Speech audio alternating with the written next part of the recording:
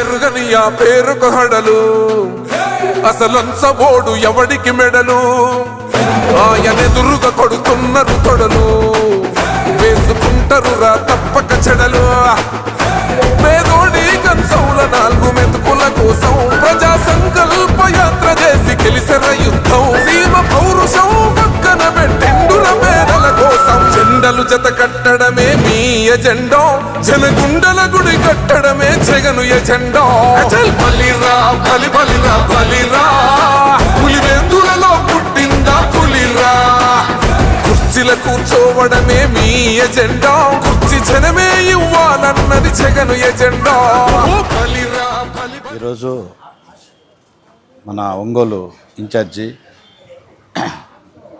సొండూరి రవి సందర్భంగా ఈరోజు cake cutting కార్యక్రమం అన్నోళ్ళ ఇంటి దగ్గర ఘనంగా కార్యకర్తలు నాయకులు అందరూ సమక్షంలో కేక్ కటింగు జరిగినది.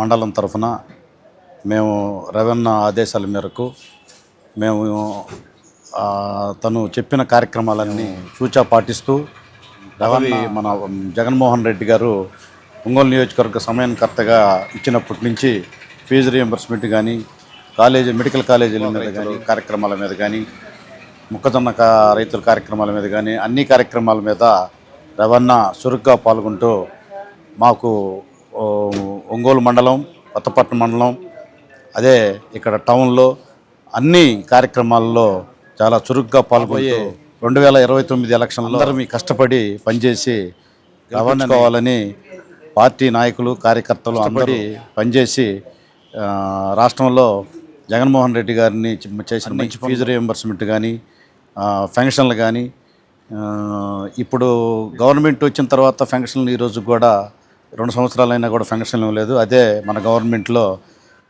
3 నెలలకు ఒకసారి కొత్త ఫంక్షన్లు ఇస్తా అందరికీ జగన్మోహన్ రెడ్డి గారు మళ్ళీ కావాలి మనకి అని చెప్పానని ప్రతి గ్రామంలో ముక్తకంఠంతో జగన్మోహన్ రెడ్డి గారు రావాలని చెప్పని అందరూ కోరుకుంటున్నారు.